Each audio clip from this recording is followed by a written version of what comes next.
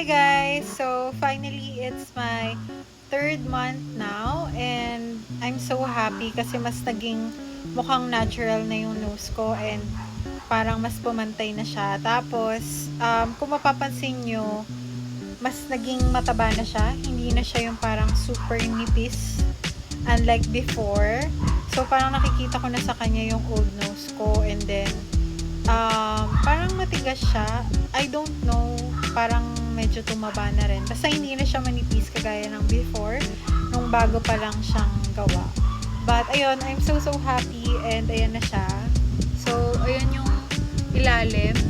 Parang pumapantay na siya, hindi na siya kagaya ng dati na mas maliit ng sobra yung isa. Tapos yung scar still, onti na lang. Ayan, no makeup yan. Hindi ko yan nilalagyan ng makeup.